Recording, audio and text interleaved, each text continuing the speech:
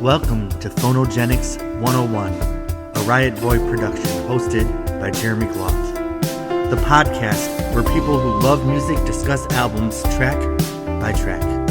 Please hit subscribe, and if you'd like to support this podcast, patreon.com/Jeremy Gloff or Venmo @Jeremy Gloff. And now, on to the music.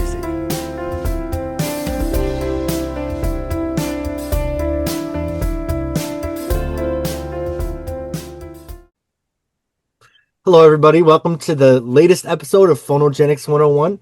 We are a podcast where we take an album and we talk about it track by track. We're just a bunch of friends. We're not some scholars here, so if we make a mistake, be nice in the comments. You're welcome to correct us kindly.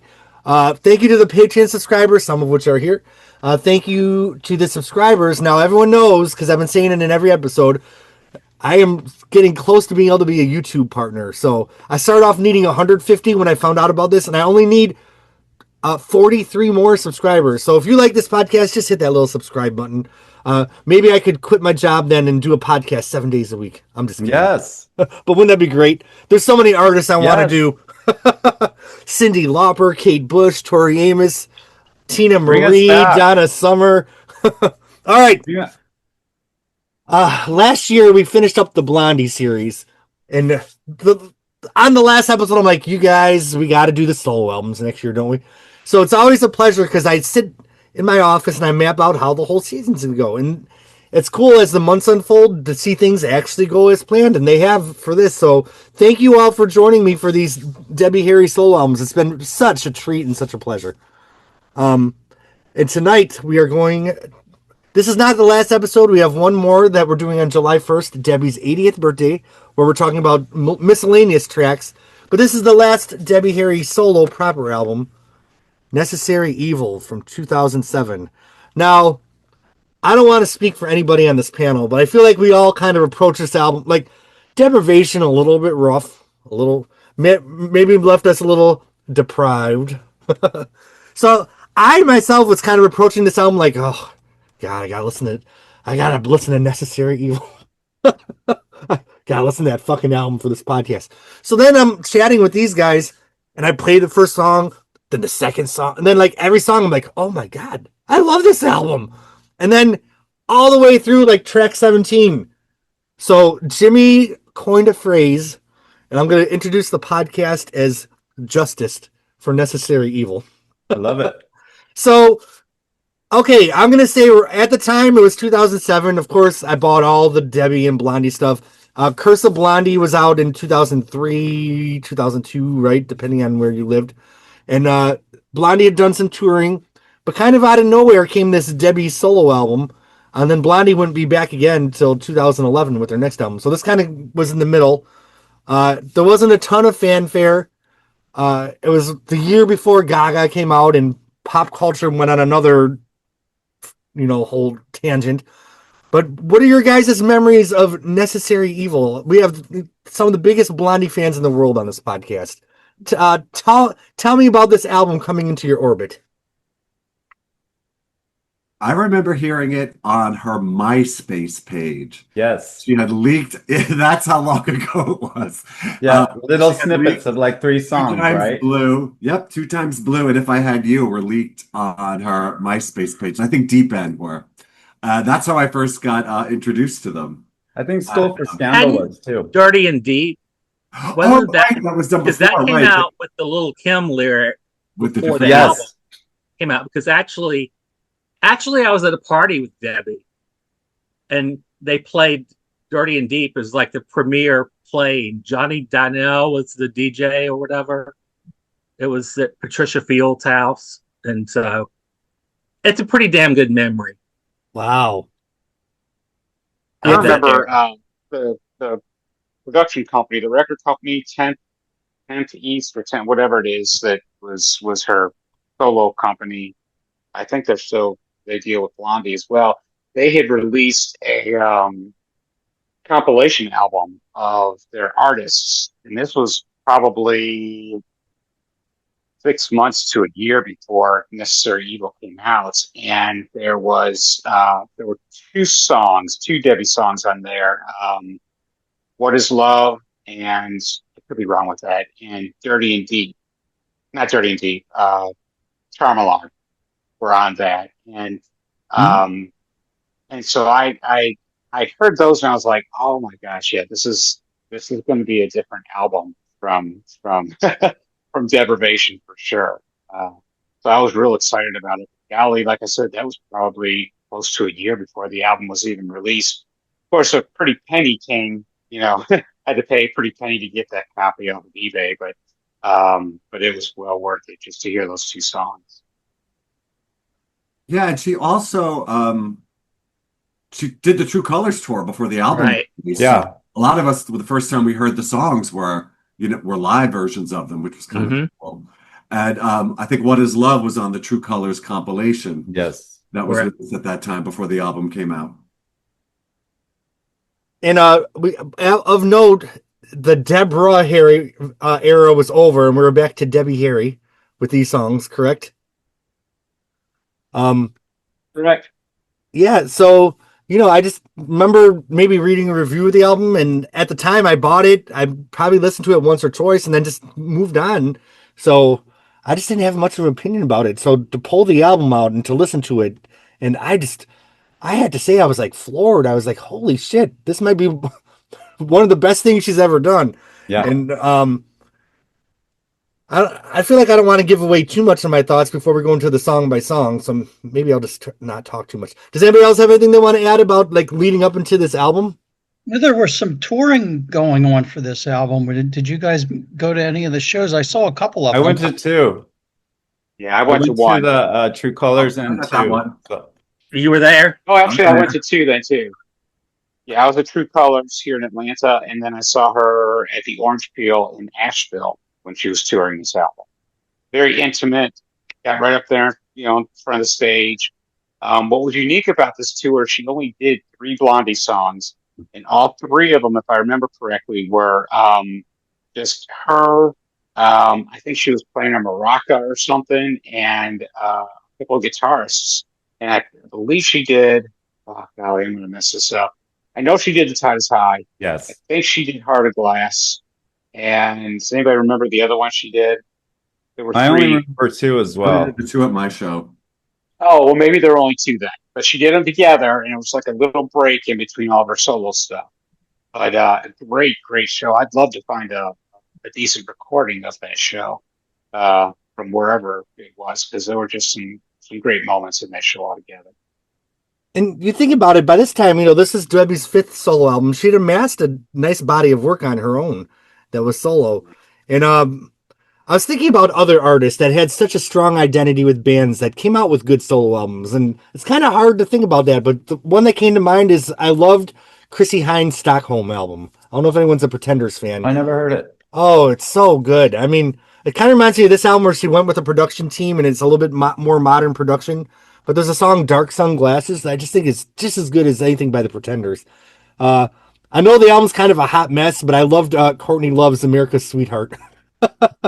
Oh yeah, so did I. Yeah, it was a mess, but I was there for every moment of it. And a couple of the ballads on Necessary Evil remind me of some of the ballads from America's Sweetheart a little bit.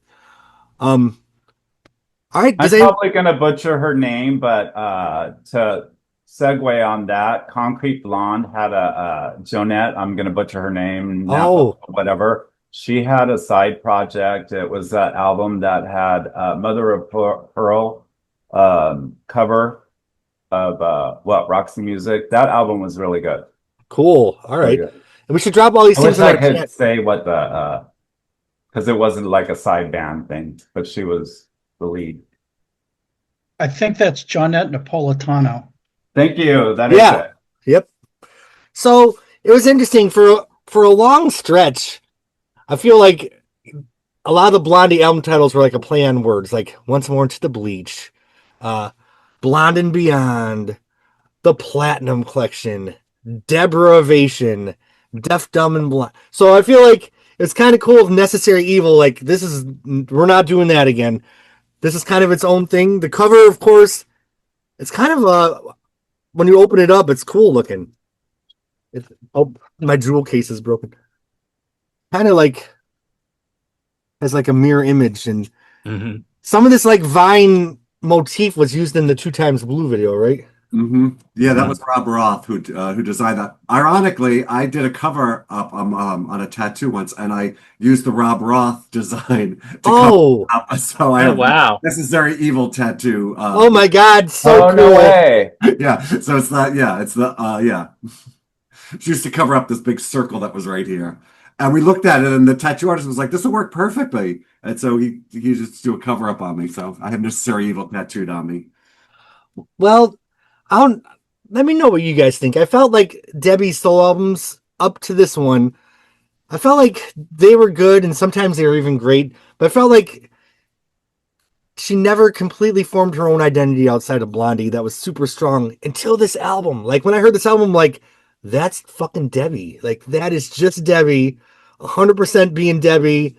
There's like 5 albums in, like there she is, 100%. Did you guys get that feeling at all listening to this album? Yeah, well, but the Yeah. production too. The production it's a cohesive sounding album. It doesn't sound disjointed and like a patchwork like Deprivation and even Deaf, Dumb, and Blonde. With the multiple producers. I think this one, was got a great assist by the production team behind it. Was it Super Buddha? Super Buddha. I think they did her Well, justice. yeah, almost the Sure. entire album was written by the same people. Right. And then with 3 songs at the end that Chris did, but I kind of feel like that works too. Like they weren't your typical Chris Stein productions. They kind of fit the album in their being like outliers from stuff he had kind of done before. All right. Well, should we go into the album? What do you guys think of the album cover, first of all? Love it. I love it I too. love how she's looking over towards the side, kind of almost it's almost sinister the way she's looking at you on the front cover there. It really matches the name of the album. It does. She apparently took the photos herself. She's the photographer. Oh. Oh, Wow. Yeah. Oh, I think I remember that now. Yeah. It's interesting because I think of a lot of a lot of, I don't want to say legacy artists, 'cause I feel like it's like a negative term, but people that are established artists, a lot of times they'll make, a conscious effort to like reclaim their throne and like be like, I was the first one. And I feel like on this album, Debbie showed everyone how it's done effortlessly. Like she wasn't trying to, she just fucking did. Because there's songs I'm like, holy shit, I see where Kim Gordon from Sonic Youth got it from. I see where La Tigra got it from. I see where this person or that, it all went back to Debbie. And all she had to do is like follow her own voice. I don't know. Am I being too crazy about how much I love this album? No, I don't not think at so. all. I think she's always been really influential, and I think all people actually circle like back to her, and not all people, but especially like musicians. Right. Yeah, so many like credit her. So, they're aware of what she's doing. Okay, Clem is joining me right now. My cat. Oh, I'm like, Okay, cat. aw. All right, well, let's go into the track by track, you guys. So the first song on the album, Two Times Blue. I do remember the first time I heard the song in 2007.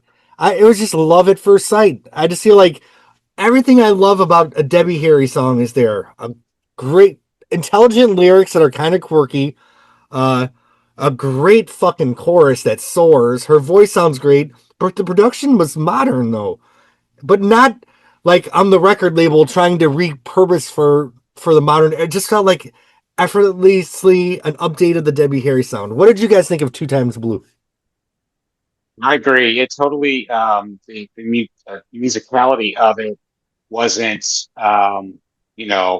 well, let's match what Gaga's doing or whoever's what they're doing. It was very much geared that the current technology, the current way of creating music was very much geared towards Debbie's style, I think. And you see that with Two Times Blue. You see that with several of the songs on this album. I loved Two Times Blue. I hated it wasn't a bigger hit. It's not my favorite song on the album, but it's a great song with a great chorus, great thought. So, and a great story. I mean, she's a good writer. I love the way. I think it's a perfect kickoff for the album. It just starts off. It's so ethereal sounding, and I love. She introduces her lower register, and then Yes. then she soars. She just goes and gets right in the pocket. I got my various 2 Times Blue CD singles. I have 4 different ones of like different remixes and stuff. There were a bunch. All right, further thoughts on 2 Times Blue? I thought it was a great song. It's funny. It kind of followed like that traditional. It was kind of like that popular um blueprint for songs. I thought it like the format of it. As I was listening to it again, I was like, this kind of follows the same format as like some of like Pink songs or even that Kelly Clarkson "Since You've Been Gone" song with like the guitar, and I was listening to like the layout of the song, and I'm like, oh my gosh, yeah, like the chorus comes in here, and then the bridge comes in here, and I thought it was very similar, but it definitely has that Debbie spin on it, and I just love the vocal on it. Actually, even so much, I know on some of the dance remixes, they have the acapella version where it's just the vocals and the vocal effects, and it's really, really good. I love the instrumentation and the sound of this song, but the whole album in general, it has a rawness and almost like a buzzy kind of tinny kind of vibration to it that's very exciting and very raw. It reminds me of like hearing music live. Yeah. On this, it has a really great, and that's not present in like say Blondie stuff where it has a fuller and has like a bottom to it and has a bass. This has it's almost electric in its sound, and I really, really liked it. I love the soaring chorus that she sings. I think her voice is probably at the best it's ever been. I feel like there was a moment from when she came out of the Jazz Passengers and back into Blondie and was reestablishing herself in pop. But I think around this period, she just really came together, and she really had an amazing, amazing instrument. And I think this song is a perfect example of that. Yeah. Like how you said, Mark, about it, kind of having, I think you said, an electric feel to it. I mean, it's constant through the whole album, which is sweet too. It kind of starts you with this vibe, and it flows you all the way through. There isn't really too many little stumbles in the road that take you away from that electricity that she creates, at the beginning of the album. And the album also kind of has like a lo-fi, like DIY feel of it. And think about one of the biggest songs on the dance floor in the mid 2000s was Peaches.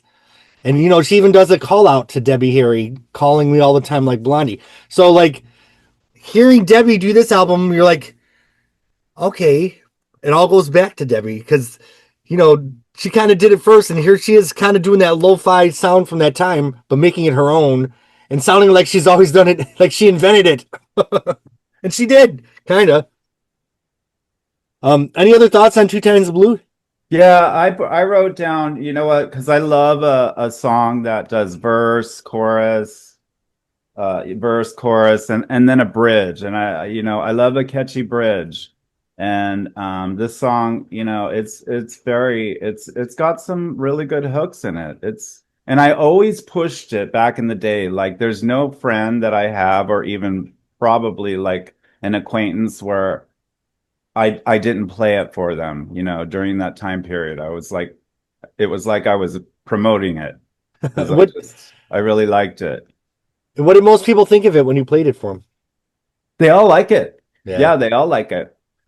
I have a friend that just visited, is visiting right now. She's not here right now, but I played it for her for the first time. And she was like, because she's into music, and she was like singing along to it like right away, and, tapping her foot. So yeah, it's a good song for sure.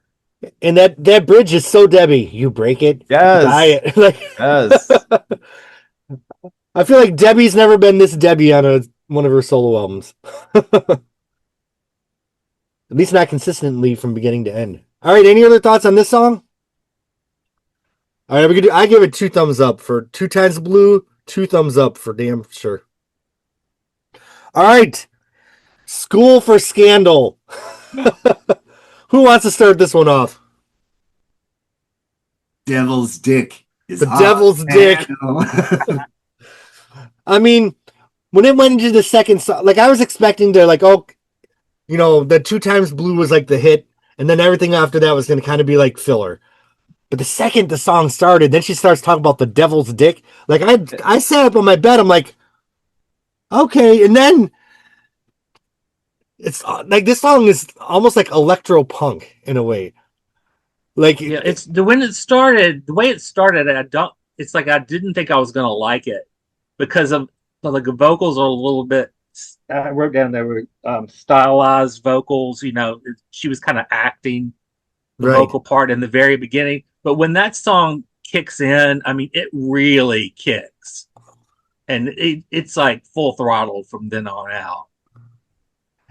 And like, there's so much energy in these two fucking first songs.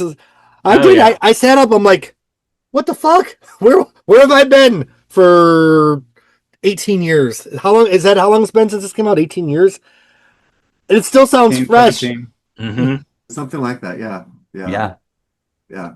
This song is great. I think like that they have such a small group of like musicians on it, but I think like the playing on it is really great, and it's like I said, it's very electric and stuff. I like the drumming on it.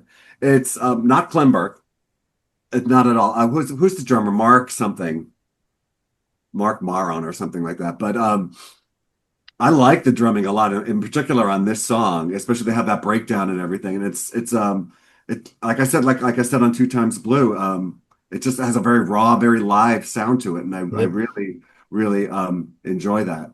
I believe the drums came in later. I believe they had recorded the album and then they put live drums on top of it, but it sounds like a live performance. And yeah, I like this song a lot. I think it was a really good follow-up. I think it was a really good number 2 song. And I love how Debbie's like she's kind of sloppy with the school for scand, like her overdubs. I'm like, this is so fucking good. Damn, Debbie. It's what you know what it's a standout for me on this album. Although it's a great album. But yeah, I love it. All right. Any other thoughts on School for Scandal?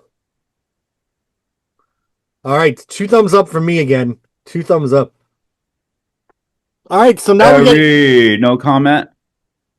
Yeah, I remember on the last podcast, Barry, you weren't a huge fan of this album, were you? No, not particularly. It's just not my style, I guess. Okay. I thought Debbie's voice was really great in a lot of it. It's very distinctive, like you can hear the Debbie sound in a lot of the songs, but musically for me, it kind of fell flat. And there's some good songs. I may comment on a couple of them, but it's definitely not my favorite album. So I'm going to kind of lurk. All right, yeah, lurk.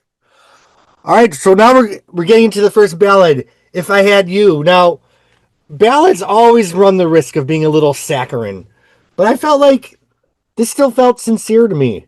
I just thought it was a beautiful song. I was feeling it. Like I said, it kind of reminded me a little bit of the ballads on Courtney's America's Sweetheart. There's a song Uncool on that album that I love. But I just thought that Debbie sounded great on the song. What did you guys think of this one? This is my favorite song from this album, and maybe one of my favorites all-time Deborah Harry solo ballads. Her voice is just so strong in this album, and again, it kind of follows that formula like Mark was talking about and David was talking about, where you've got the verse and you've got this chorus that just pounds in on you, and the video for it is really kind of neat. It's just, I think it's various shots of her performing live this song, and it's just, I can't believe that this song. I think it was released as a single after Two Times Blue. Correct me if I'm wrong, but I can't believe the song didn't get any airplay. As you know, had somebody like Kelly Clarkson recorded this song, or who else is popular today? You know, one of those ones that are popular today. Somebody else, if they had recorded the song, it'd have been a top 10 hit, no doubt.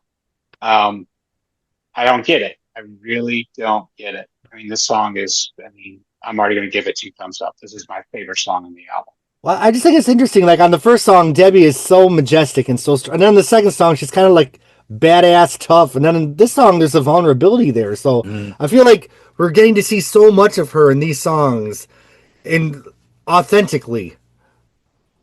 Yeah, I think this is beautiful. Yeah, there's a vulnerability there, and it doesn't come across as put on. It comes across as incredibly authentic, and real. And yeah, we're not used to hearing her sing such sweet songs or such Right. songs, and we kind of, even on Deprivation, we were kind of going off on Keep On Going because it was just such a, happy little song and stuff, and we're just not used to her singing that. On this one, she sells it, and she sells it really, really, really well. I remember the first time I think the first time I heard it was at the True Colors show, and it reminded me of like the Shangri-Las or something because her voice sounded so full. It sounded, like like multiple voices, and I was just really, really amazed with it. And I love they do it during Two Times Blue, but they also do it during this where they pull the instruments down and they just you're just able to hear her voice when she does that "If I Had You," and she like yodels it. It's so spot on, and Yeah. it's really one of my all-time favorite moments of hers as a singer. And that's when I was doing the re-listen to this album, which I ended up listening to it many times for this podcast. But the first one, which was kind of like the obligatory one, I'm like, oh shit, I better make some notes. But then, like, when it got to the third song and I heard this, then I like really sat up. I'm like, I'm 3 songs in, and this is some of the best stuff I've ever heard from her. Like, it's got to go downhill after this one, right? From what I've heard. But then, like, it didn't. So, yeah, 2 thumbs up on this one. Does anyone else have anything they want to add about this one? Yeah, I just I think will. that the vocal choices save it from being a saccharine, syrupy sweet song. Because lyrically it is a very sweet song, but the vocal choices I think really take it to another level, which kind of is like one of those things only Debbie can do. Some of the phrasing and the way she uses her voice, I think it's just majestic. Yeah, absolutely. She does that a lot where she'll take something where she'll do it very sweet and then she'll follow it up with something kind of strong or rough and something like she does that. If I had you, and she like goes up and then she like, I'll have all the answers, and she always Right. does it, so and she does that a lot. And I love that about her performance. Exactly. That's Good. exactly what I was referring to. Thanks, Mark. Oh, well, 2 thumbs up again. So the album's Do it playing. again. It goes into the next song. I'm like, okay, this has got to be where it starts going downhill. And the song just kind of starts off. It's a little like, there's some kind of lo-fi electronic buzzing sounds. Then the fucking chorus comes. I'm like, damn, this is a Debbie Harry song right here.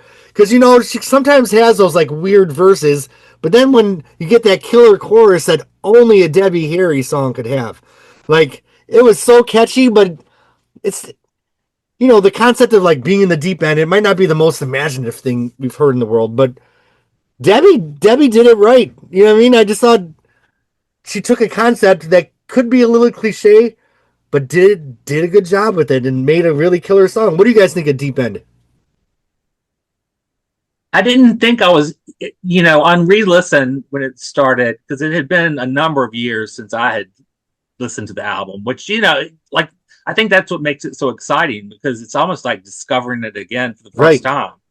time.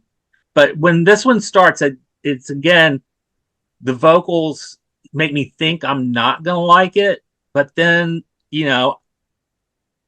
it just charms me over, and, I'm in the deep end then. Yeah. Yeah, it pulls you in. And you know what? I don't know if you guys remember, but we talked about a double Debbie last podcast, and you get multiple Debbies in this one. So I just like all the different Debbies in it. Like I listened to it for the first time, I think, kind of all day today. Well, not all day today. It's a pretty long album on like AirPods. And I could really hear the multiple Debbies. And so it was really fun to hear that, like that. All right. Other thoughts on Deep End? I like it. I think it does have a great chorus, and sometimes our choruses can tend to be just kind of simple or one sentence or one phrase and stuff. And this has a nice chorus. It for me it takes it a while to kind of get moving once you get into that. Yes. And I was thinking like, oh, okay. And I mean, I think the metaphor of the deep end and stuff is, okay. It's okay, but there's something about this, and it's just the whole thing comes together midway and Mhm. really just pulls you in. It really does. It's yeah, Mark, I think you hit it on the head. I mean, the kinds of lengthiness of the intro of the song and kind of getting through that first verse, and all of a sudden, again, bam, hits you with this cookie chorus that, Mm. is just right there, powerful in your face. And it's like, okay, this is why I'm listening to this song right here, Right, and then yeah. carries you all the way through. I mean, it's still a winner, even though it starts off a little slowly. So, Yeah. The It last thing, continues to intrigue you, yeah, you know? as does the last thing I thought I'd be doing is sitting here with you guys, like giving fucking Necessary Evil two thumbs up after two thumbs up after two thumbs. Like, this is not what I foresaw in my future. And what a pleasant, like, the world's hard right now. So finding an album that I just absolutely fell in love with that's been collecting dust is like the greatest gift I could get from the universe. So thank you, universe and Debbie Harry. Two thumbs up for me, deep end. All right. Love with a Vengeance. What did you guys think of this one? Oh, I love this one. Yeah. I can remember when I went to see the live show and she was performing this, and this woman was standing next to me, and the love was in the room that night. But she was doing this song, and the woman's like, "What the fuck is this song? This is amazing." And Yeah. I heard any of the album, and the tour was basically the album. It was all solo material mostly. And she was like, "Will you save my spot? I'm buying the CD right now." And she like ran over to like the concession and to get it. And I just think it's just like this. It's a very cool and kind of sexy kind of song. And Yeah. the lyrics I are love kind of that dirty. I swampy like her feel. lyrics. Yeah, her lyrics on this album are really dirty, and she doesn't hold back. And I love that. It's a It's sexy what is album. that? Don't want to make it easy. Can't seem to make you hard, or something. Yeah. I'm like, she's having fun. She's dirty, dirty Debbie. Yeah, Dirty Debbie for sure. That's And Dirty Harry. yeah, Dirty Harry. Dirty Harry. yes, nice throwback, Barry. Love it. And I feel like in the past, we had the good, the bad, and the ugly, but now all we had to do was get to Dirty Harry. Yeah, I just think the song's like it's sexy. There's been a lot of like songs that just were powerhouses, so it's kind of nice to have a little bit of a palate cleanser. Uh, but a sexy one at that.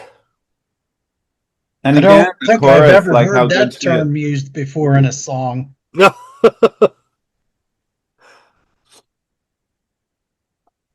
All right. What do you say, David? Yeah, I David. forgot. David, you were saying I something? forgot what I said. All right. Do you have any other thoughts on Love with a Vengeance? All right. Well, Necessary Evil. By this point, when I was still loving the songs, this song kind of has it's kind of a crunch.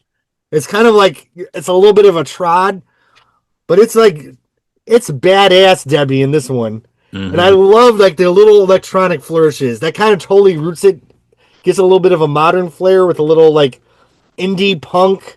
I keep saying this, but like, move over, Latigra. The original is back. And I feel like, there were so many indie nights here in Tampa where they were playing like Peaches and Latigra and Fisher Spooner and all these songs would have fit right in to those DJ sets. I wish this album would have gotten more of a push with the indie market because it's I love cool. when I beat up Miss Fortune. I told her to get out, and I think to myself, oh my God, Miss Fortune is the perfect drag queen name. Oh, Yes. But she refers to misfortune in this song and in Two Times Blue, miscalculation. Yes. Yes. You can call me miscalculation. She's doing the miss thing. and then Miss I love Guy. the, Miss Guy, that's right. yeah. I love this part here, Necessary Evil, yes or no, sex in a can, love in a jar, airtight container, just like a whore, kept in a vacuum, born in a, oh gosh, I can't even pronounce that word, fall, Phal, your artificial climate. I mean, it's just, Yeah. wow. Again, it goes into that kind of like that Dirty Daddy part, but it's very descriptive too. I mean, germ-free bubble, no bugs allowed. I mean, it's almost contradictory. You know, she mentions a whore. Now we're talking about germ-free environments, and we're talking about, you know, not saying that all whores have germs, but you know, it's the lyrics are really cool in the song.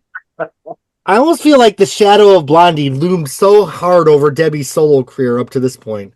Like, probably, you know, due to the record labels and all the pressure of sales and stuff. And I feel like with this album, she said, fuck it.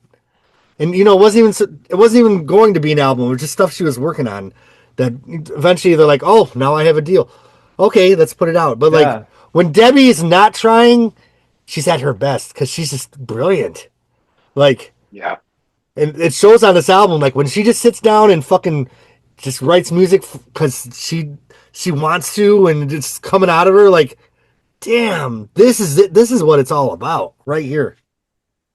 Yeah, it sounds like she didn't have anyone to please but herself on this one. And right. You're getting a real clear voice of like who she is as an artist, and finally, you know, and sometimes she sounds like a nutbag, and I love that. Yeah. But you know, there's no apologies on it. Whereas I felt like when we were talking about deprivation and stuff, that was a highly, you know, compromised album, and there were a lot of concessions made, and it sounds it. You know, she's very controlled. And this one, it's like she's just saying, "Fuck it, I'm doing it my way," you know, yeah. And she just does it. Mm-hmm. Yeah. So you know what I just want to point out we're on track 7 and we're all still really passionate about Barry. I'm sorry, you don't like it like we do. But there's always one already this passionate about it. So like everybody that likes Debbie Harry and missed this album that's watching should definitely check it out. Mm-hmm. I mean, yeah. I'd be hard pressed to find a Blondie album where I can get to track 7 and still be giving 2 thumbs up to every song. I mean, a lot of times there's like, you know, maybe my favorite Blondie album is Eat to the Beat. I don't know if I'd give the song Eat to the Beat 2 thumbs up. I don't hate it, but you know what I mean? But like, I don't love it. And I fucking love every song so far on this record. Yeah. All right. So next is Charm Redux or Redo. Is this kind of just like a little remix interlude of Charm Alarm, like a dub kind of thing? So not much to say here. Just noise. Yeah, it's kind of noise. But I feel like it fits the album, that kind of artsy, like a little bridge into the next thing. I wasn't mad at it. I don't mind it. Yeah, I think it works. I mean, I like just, you know, the way they use just Charm Alarm and different sounds and they put with it. I think it works. And it doesn't go on. It's a breather. Yeah. Yeah, it seems like Janet Jackson, dude, on her album, she's got all those interludes on every one of her albums. You know, I mean, why? Well, I'm not dead. You know, I mean, come on. Yep. Yeah, that's what it sounded like. It was like an interlude, or it was an idea that they were working on. And I love that some of the ideas will come up in between songs, and then you'll see them reappear. Yes, 2 songs down, which is funny. Yeah, it's fun. It's a body of work. And it doesn't stick around long enough where you get sick of it either. It comes and goes just in the right amount of time. All right, so the next song starts off with like this piano thing. And Debbie's like, I don't know if I've ever heard her sing her heart out. Like that first measure of the song, I'm like, what the fuck? And then she hits these high notes, like that little section at the beginning. Holy, like, if I couldn't have sat up any more straight than I did, I was like, God damn, like, I almost felt like she did it as a joke. Like, let me show them how I can belt it out. And then the fucking beat comes in, and this is like an indie dance stomper. All it has is some bop bop bas in one line, don't touch me, you're too hot. And like, fucking move over Kim Gordon, move over Sonic Youth. This is the original fucking right here, taking her throne. I think this song should have filled up every indie dance floor in 2007. Now, this is the song that I chose. You know, back then on iTunes, you could gift songs to people. And this is the song that I sent to all my friends who never liked Blondie stuff. You know, Blondie was too processed and whatever. So I sent them all this song because, and they were duly impressed. Oh, of course. This is a whole unexpected level of masterpiece from fucking Debbie Harry. It's fierce. And dude, it's great. how fierce does she sound? Attitude. The fucking attitude, and you can just see her in that vocal booth. Just this is her true soul coming out, and I fucking love it, man. Yes. I really like that song. That's a great song. What's that, Barry? It was very original. I really like this track. It was unique. I thought it stood out compared to a lot of the other tracks that for me sounded similar to one another or flat. I thought this was showed some originality. Oh yeah. And Barry, correct me if I'm wrong. I think Blondie performed this song too in one of their last. Yeah, I think so. I think it was in the set. Yeah. Yeah. A tour they did with Pat Benatar, the the Invincible tour. I know they performed at that one and everything. But yeah, 2009. Yeah, exactly. I love this song. I think this is like the ultimate stripper song. I could like see a dancer like killing this song, like her vocals. It is just the best. It is just when it starts crunching and then it just doesn't stop. It's relentless. It's relentless. Relentless. And have you ever been alone in your car with this track on and you try to sing along to it? It is impossible. She is like ferocious in this, and the breath work on her singing is impressive. It is just, and you think, oh, it's the same, it's the same, verse over and over again. It's the same. It is really, really impressive. I love this song. Apparently, I read in an interview, she said that it was just like a joke in the studio because Debbie, I guess somebody bumped into her and she goes, "Oh, don't touch me, you're too hot." And they said, "That's so weird. Why do you say that?" And apparently that's something she would say to a partner post-coitus. And she goes, "Oh, don't touch me, you're too hot." And they thought it was hysterical. And I guess it started up this chant, "Don't touch me, you're too hot." And then they eventually worked up this song about it. And I just think it's hysterical. It's just. She said that to me once. Did she tell you that? It was in an interview. Did not. Oh. Damn, man. She works herself into a lather in this damn song, man. Don't touch. Oh. Well, the first time I heard it, like I couldn't even believe it. I mean, just when you thought you knew Debbie Harry, listen to fucking Necessary Evil. Mm-hmm. And then get to know Debbie Harry.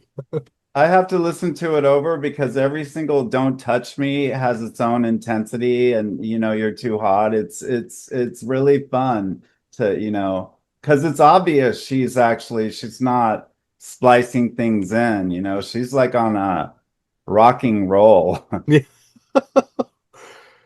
This song literally left me like breathless, and I was in the chat with you guys. I'm like, "Don't touch me!" And that was me listening to this song for the first time in real time, like. First listen, love it, fucking first sight, and the song was almost too hot for me. Doesn't she say it again in the next song? Yep, she does, and that's the cool bridges of this album. How everything kind of intertwines. That's why Charm Redux is okay. It's kind of like a part of the theme that reoccurs. And for so many Debbie albums being so disjointed, for this one to be so jointed, it's just like. Amazing. Yeah, well, were you guys at the Irving Plaza in New York? The show that was when she was touring this album was it Irving Plaza. That's where I saw it. But anyway, when she did the song, that's when the guys from Super Buddha came out. Were you? And it was just oh my god, it was just crazy because it was her, Debbie at whatever she was at that point, 63, 64. With these young kids, and they were just jumping up and down and playing. It was just an amazing like moment, and the audience was just like sweating, and it was just so cool. It was so cool. No, when I saw her do it live too, it had that same effect. Mm-hmm. Yeah, it was great. All right, we're all giving it 2 thumbs up, aren't we? Woo! All right, so the next song was about Little Kim going to jail. Am I correct, or something? Originally. Yeah. These lyrics were changed on the album. Oh, they were changed on the album. So Dirty and Deep. it does have some of a bridge that says "Don't touch me, you're too hot," which ties the two songs together. But I feel like this is another song that it's a little dirty, it's a little fun, it's a little retro, it's a little modern. To me, it checks all the boxes. And "You're Too Hot" was so fun. I feel like the fun keeps going with the song. Definitely. Like the party didn't stop because a lot of times, like the next song will be like, but not this time. What did you guys think of this one? I immediately loved it. I mean, the first time hearing this song, I absolutely loved it. And I love hearing Debbie rap over a genuine beat. Right. It's like, you think that when it's a little bit beyond her, but she proves you wrong. Because I think she delivers on this song. She does. Someone in one of our comments on our old podcast is like, how could you guys put down Shakedown? But I love Shakedown. well, I think I supported Shakedown. I think it was me. Maybe stop rapping it or something. Oh my God, I love Shakedown. Maybe it was me. Maybe it was me that I have to go rewatch that. Anyhow, Debbie's rapping on this song, no question. Her talent and skill. It's sexy, cool, all the things. She's all the things here, man. Yeah. I feel like someone doesn't even need to watch this podcast because we could just do like a 4-second podcast and be like, this fucking album's the best, and that's all you need to know. Yeah. Let's listen. The lyric writing on this is just really, really great. I love it. I just agree. Some of the best, I remember, I think Jeremy, like you were saying, like in Shakedown, you're like, I just think she's rhyming anything with anything, No. and on this one, this is fun, sexy, dirty lyrics. I'm just like, take off your glasses, down to your skin, climb up an asses, let the party begin. I know. I have to admit, when I first heard this song, I'm like, she just say that? Yeah. I heard some of it, I had to rewind or, whatever you could do back then, to listen to it again. I'm like, okay, yeah, she's talking about greasing up a zipper and climbing up the masses. And, okay. I love it. It's like, you know what? You can tell me what you want anytime. Okay, that was a little nasty on my part. Well, we like that. But I feel like the album is such an extension of who she is. I haven't met Debbie in person, but I'm assuming like she's fun. She's witty. Yeah. She's very well read, but sometimes the most intelligent people have the nastiest senses of humor. Like, I bet the biggest geniuses in the world could tell the fucking dirtiest jokes. And that's like all the things that I always assumed about Debbie Harry are just validated by this album. Agreed. All right, well, 2 thumbs up. All right, we have another ballad. What is Love? Just like the other one. I think it's sincere. I think it's pretty. I think it's a nice breather after a couple like tracks that make my cooch sweat. Your what? You need this. I think this song is necessary. My coochie needs a break after the last 2 songs. Oh my God. What do you guys think of? My mom watches. Oh, well. It's okay. Oh, well. Yeah, it is. I'll tell you, I love this song, but I have a problem with the line talking and texting all the time. I don't know exactly how the line goes. Hold on, I got it pulled up here. It just doesn't sound like her. That's the only thing about the song I don't like is that stupid damn line. But it just hurt. It just hit me weirdly. Hold on. It's impossible to get you out of my mind, so I'll be talking and texting till it seems like the end of time. Yes. Oh, you like it then, Mark? I like it. It's not. I mean, though I like the song, it's just that line. There's something about that stupid line. I don't know what it is. I feel it's like not believable. I mean, I can't imagine for a minute Debbie Harry sitting there texting somebody. You know what I mean? It's just like I just don't see her doing that. Why not? I bet she does, though. Yeah. Yeah. I don't know. I think that she Does somebody do it? Yeah, she just couldn't be bothered. I don't know though. When you meet the right guy, though, we all get a little cray. I mean, let's just face it, and Debbie probably does too. sitting there with the phone. Has anyone heard the new Kesha song, Boy Crazy? Oh, it's so good. But she has a line, motherfucker, check your phone. I'm like, I'll yes! check it out. I'll check it out now. Oh, David, I think you'll love it. It's so good. Yeah, just tell your mom to skip the middle of the podcast. Everything else will be okay. Love you, Mom. Love you, Mom. I don't know if she knows what a coochie is. That word. Of course she knows what it is. Okay, I'm going to get in trouble with her. Let's move on. Moving on. Yes, moving on. Any other thoughts on what is love? I liked it. It's initially I wasn't immediately drawn to it just because it does get a little like sing-songy, you know, but there's just no denying that, you know, her vocal is so earnest in it. And I do love like the introduction of what are those didgeridoos? Is that what they're playing in it? Yes. Yeah, I love I was that. just going to say that. It's this like spiritual and the rain stick in it. It just has like this spiritual, that wom, wom, wom sound to it. And I'm just like, it kind of elevates it from a simple little love song, you know, and just turns into something that even the lyrics themselves are, I'm searching for these things and there's contradictions. And I thought I knew what love is, but I don't anymore. And it's just very contemplative and it kind of elevates it to something a bit more than just this simple song. So it's grown on me over the years. I'm gonna have to like try to like it then because I respect your guys' opinion and you guys are giving it like, you know, good reviews and stuff because for me it just feels like, oh my God, I was on such a high through every song. You know, when you listen to the album as a whole and then it just kind of like, oh wait, what's happening? You know? That's all. The song to me kind of recalled like when my favorite artists kind of get a little bit older. It can be hit or miss when they tackle a ballad. You know what I mean?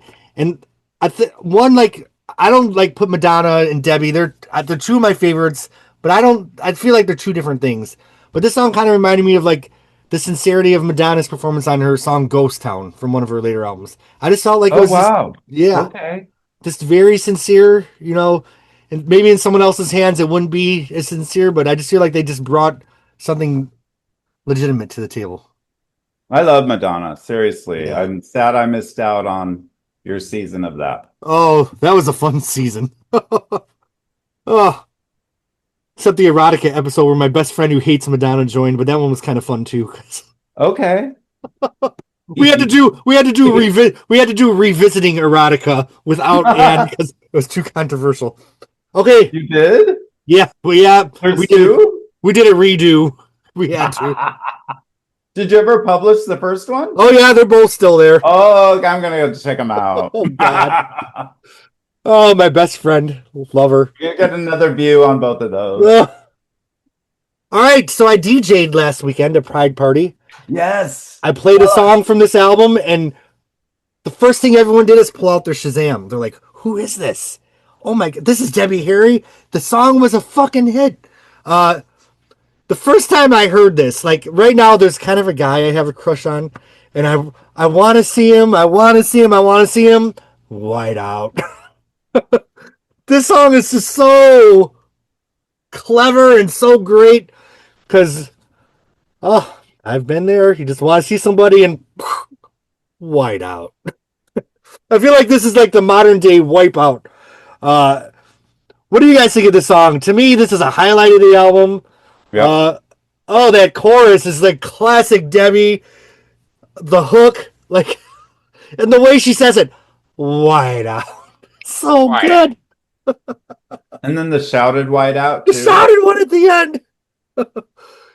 I'm not even going to talk because I love this song so much that I'm just making a fool out of myself on this podcast. No, it's really great. Oh, my God. It's got great energy.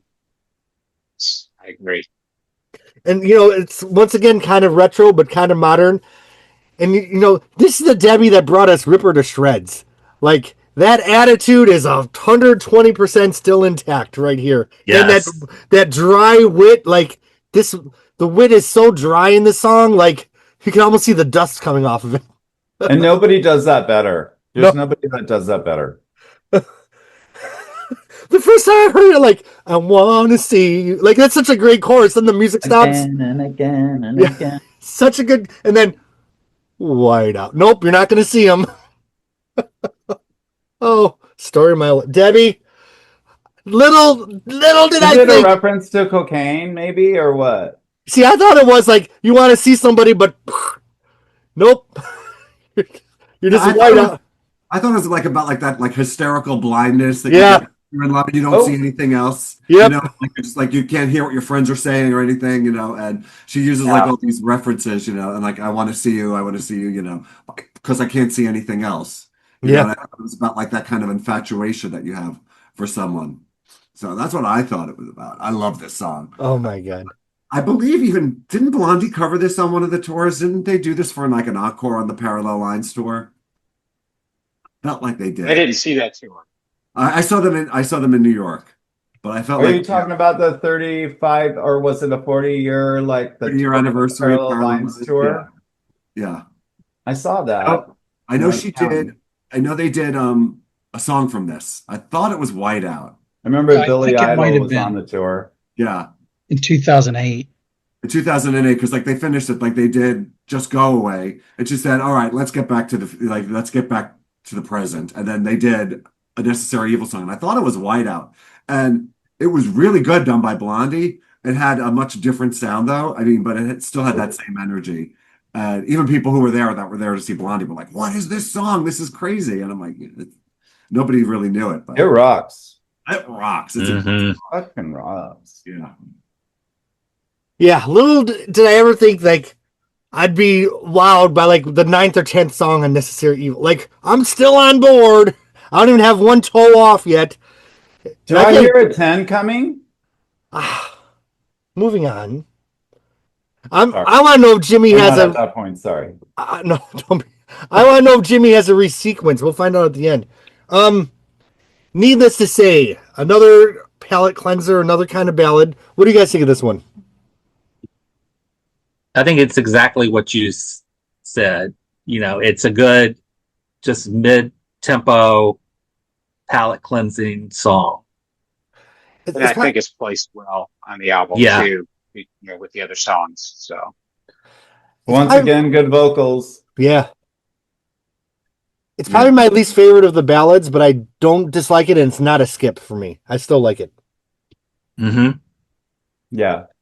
It's really good. It's really earnest, like most of the ballads on here. When I always go back to that Carlisle concert. When she was at the Carlisle, there was one time Barb Morrison came up as a guest of hers, and they performed this song, and it was just her and the guitar and Barb playing the guitar, and they had just said it was just like one day they were just hanging out talking about like old loves and stuff, and they were just like talking about people that were once in your life, and all of a sudden they're just no longer in your life. Yeah.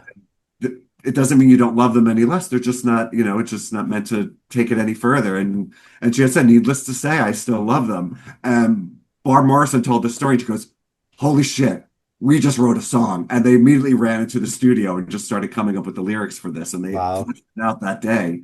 And it was just a great story to hear it and made me love the song that much more. I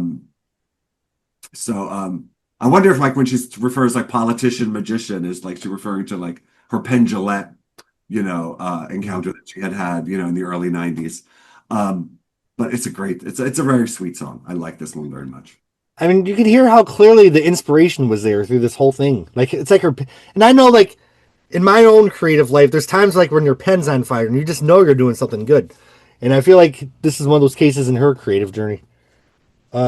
Heat of the Moment. This is kind of that experimental, like, a little tribally. What did you guys think of this one?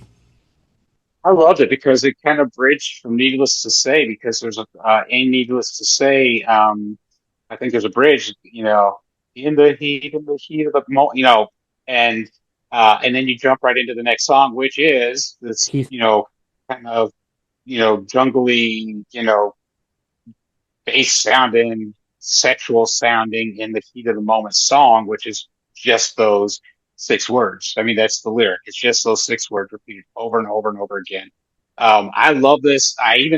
But I like more the version that was released outside the album with a rapper named Mecha Dawn. Oh yeah, I remember that. And so it's like Debbie doing the in the heat of the moment part, and then there's kind of a chorally singing part, but then you've got Mecha Dawn doing this rap in between all of that. So Jeremy, if you haven't heard it, go seek it out. It's actually a really good mix of that song. Mm-hmm. It is better. You know, there are times in the album where I'm like, holy shit, this is Debbie Harry, rip her to shreds. And I feel like, holy shit, this is Debbie Harry that kind of did some experimenting with like Oasis and Chrome on Cuckoo. But this, for the modern age though. And like that was kind of like bringing that Debbie into the modern times and to great effect. Like just, I thought it was great. Any other thoughts on this one? Really good. All right, so then their name is Miss Guy, correct, from the Toilet Boys? So yeah, her name is. Yep, she shows up for Charm Alarm. And what was the song from Ghost to Download that Miss Guy was on? Rave, right? Rave. Yeah. Right, which I love that song too. But Charm Alarm, Debbie starts doing this like high sing-songy vocal that, damn if it didn't remind me like a Nina Hagen thing a little bit. Like, you know how Nina does those weird, like, high voices? This is such a weird, experimental, like, electro song. And it's so freaking cool, man. I love it. What do you guys think of Charm Alarm? Stand out.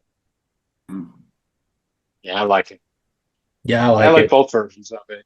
Both, kind of the... I like her sassy vocals. I live for the room is getting crowded. Mm-hmm. The way she does that. Oh, the room is getting crowded and it's getting... Yes, I love that. Oh my God. I love that. Yeah, I think it's a fun song. I'm sorry, now I'm coughing. I love that little Chama Lama. Yeah. Oh my God, there's just so many layers to it there are. That song to me sounds like a really fun night out. Or like when like oh, I'm peaking, Yeah.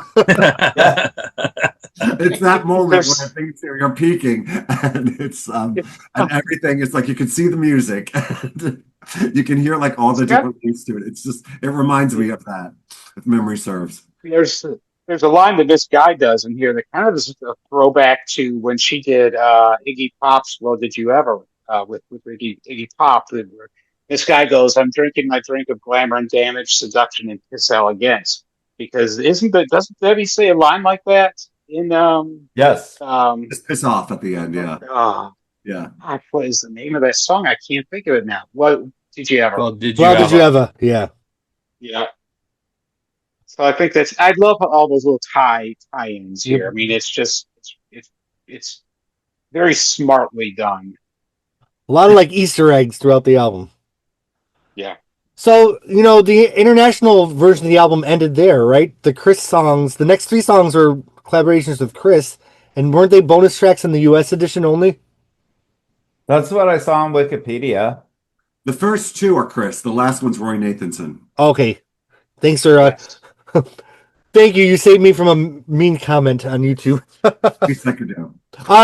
Do you guys do you like these last 3 songs being on there? Or do you feel like the album should have ended with Charm Alarm? What's your thoughts on that?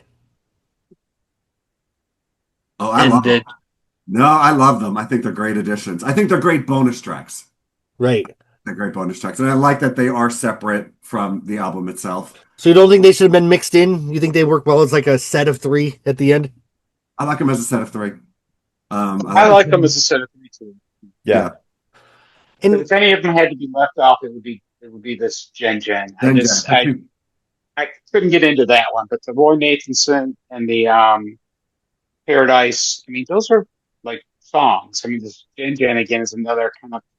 Chris released this independent thing years ago. It was just him and drums and and percussions. And this song kind of reminded me of maybe something experimental he did 20 years ago that they just threw some Debbie words on, which I'm looking here. It says evidently these words were done backwards, but the lyrics are, "I know it could be anything, but it's," but they're played backwards throughout the song. I did not know that.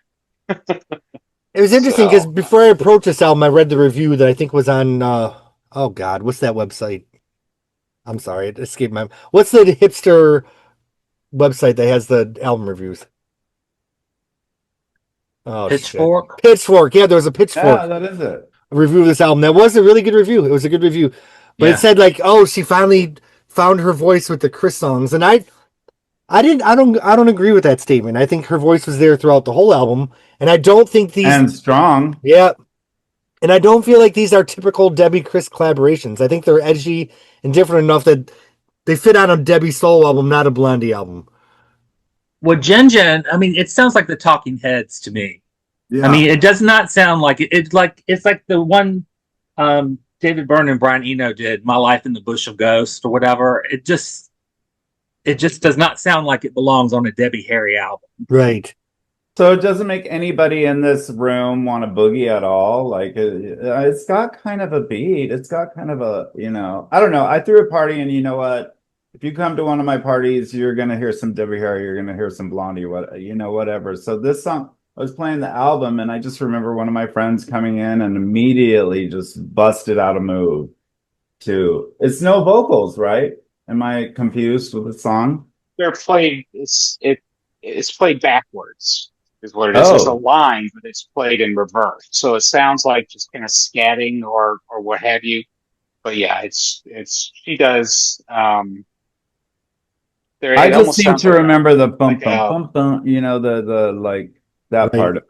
And I like that part. It almost sounds like a third world group of kids chatting or something, the way the production part. Maybe it's just like the intro to, okay, now I'm going to do something with Chris. Right. Yeah, it's definitely experimental, and I say, why not? Why the hell not?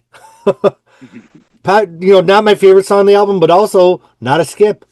And after, Deprivation was an album with so many skips for me that, damn, we're closing in on the last section of the album, and I'm still not skipping. Naked Eye. What do you guys think of this one? I like Naked Eye. I think it's very clever. I think I like the lyrics to it. I think there's some very smart lyrics to it. Yep. Because it's just about thinking you're with one person, and it's as she's undressing him, she's discovering all these tattoos and stuff. And illustrated man.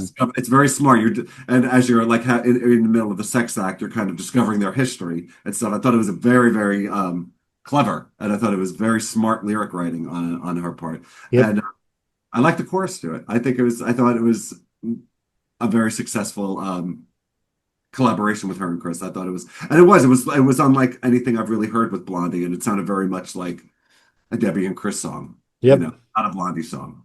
So I liked it a lot. I just think they belong on a different album. I mean, because I think we're entering the territory of deprivation, where now we're starting to hear things that don't match what we've heard before.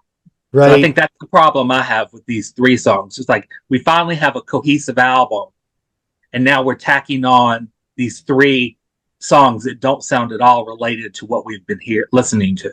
I feel like it could have been an EP. Right. Yeah. An EP or something. Or bonus tracks. Yeah.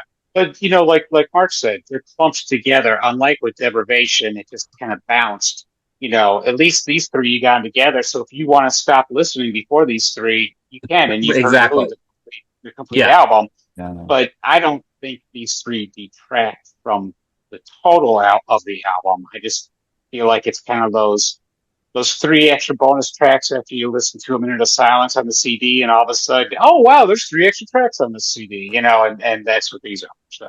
I think what saves it for me is that they did identify them as bonus tracks. You know what I mean? Like, never are they part of the album proper, and and they can't be. Like, Charm Alarm has to be the last song on the proper album. So yeah, maybe they would have been better, especially in the digital age. They wouldn't have had to put them out on the album. And then of course it ends with Paradise, which is, doesn't she take the role of the Unabomber? Yeah, it's like a love song. It's like a love song for a terrorist or something. What is that? Yeah. Kind of love. How do you define that love? Which is a crazy idea, but where does that love come from? And I was listening to the lyrics today, and I'm like, this is a crazy song. It's disturbing. And it's very disturbing. And even the arrangement of it, there's something that's, and I'm not a musician, so don't kill me, but there's something that's off on it, or there's something, and it's unnerving, and it doesn't feel like it necessarily, something's not clicking Right. And I think that's intentional. Like the That's Roy percussion Nathanson. doesn't click. Yeah. You know what threw That's me Roy off though? Nathanson too. That Because he's from the Jazz Masters. Yeah. That's how she Yeah. knows him. oh, And Curse of Blondie, was it Curse of Blondie or No Exit? He also does a song, and it's the same exact thing. There's some discombobulation there with sound, and that is totally Roy Nathanson. Go listen to a Jazz Passengers album, and you'll hear the whole thing. Yeah. Yeah, they're all like that. Yeah, but I will say I do like that the song itself gives her space to really like do some crazy and wonderful vocal techniques and stuff, and she gets to float all around the whole idea of that song and really acts it really well. This one sounds like it doesn't. I mean, like I like Jen Jen and Naked Eye very much. This one doesn't sound like it belongs on the album. well, But I agree. what threw I'm me done off is like for this one. the song started and then like the saxophone comes on. Like, oh no, not the saxophone. and it doesn't leave. Because I'm not a huge fan of the sax, and certainly not on this certainly not on the same album with "Don't Touch Me, You're Too Hot." We don't need the dear Kenny G showing up.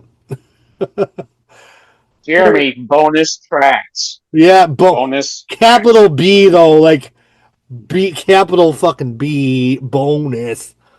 But overall, so any other thoughts on any of these songs? Because we're gonna do something different to wrap this up. Oh. We're going to say first what we thought we were going to rank this album before we listened to it for the podcast, what we anticipated, and then what we're the actual Phonogenics 101 rating of Necessary Evil. So, Mark, let's start with you. You're in my upper left. Okay, I thought I was gonna give it a solid 7.5 is what I thought I was gonna give it initially, like before we started this. And then when we started listening, I'm up to like 9.5. That's a big jump. Yeah, it was. It was the same thing happened with Cuckoo. Like I was gonna do, and I went all the way. I think I went to a 9 with Cuckoo. I'll do a 9 on this. I'll do a 9. I watched that one, and you guys didn't like Surrender, and I love Surrender. Surrender. I'm sorry, I had to get that out. I like Surrender, David. The Big You Mac did? truck. Hit with a big truck. Yeah, I'm here for Surrender. Cuckoo. Yes. So let's ask Barry next. Let's ask Barry. What do you think? What do you think of Necessary Evil? I don't think I'll ever listen to it again. I played it today for the show since I'd probably only listened to it a couple times ever. I thought there were some good tracks. I thought she sounded good. I'm just not into Barb Morrison and Mr. Nealon's music. What'd they do to you? Nothing that I know of. Okay. Just doesn't gel with me. I find it discordant musically and flat, and it's the opposite of what makes Blondie appeal to me. I like the Chris tracks, especially Jen Jen. It sounded very Chris-like, but I've always loved Chris's material, and I'm glad you guys enjoyed it. I'm glad I was able to participate at least to some extent in the show, but I just can't see myself playing this album again in the any time in the near future. So what the hell, Barry? Why weren't you supporting me when I was supporting Jen Jen? Why don't you speak up? I didn't want to interrupt. But no, I really like that song. I guess I have to agree that it seemed the 3 bonus tracks seemed out of place. I thought a lot of the songs were a little too long, especially the last one. And, again, I'm not a big fan of the Jazz Passengers either. But, I try not to say anything negative. Debbie enjoyed working with them. She sounds good. No one can ever detract from that aspect of it. But this just is not a fit for me musically. So, Barry, if you're walking towards your CD tower and you had a choice between pulling out Deprivation or Necessary Evil, which one would you pull out? Good Are question. you referring to the commercial version or the producer's cut? Well, the commercial version, because I know that you definitely would pull out the producer's cut. I would say I would pull out Deprivation. Cool. And perhaps it's more that I have more fond memories of it. Okay. Very much my formative period with my great friendships with Chris and Debbie developing around That makes sense. it came Yeah. out. Based And- on what you shared with us on the debrobation podcast. Yes, and Makes sense. personal experience is a great deal of it. And you know, I don't think I have, other than Blondie, I probably don't have a terribly large amount in common with most of you musically. I have some overlap here and there, but this one is just, it's not my thing. So who are your other favorites?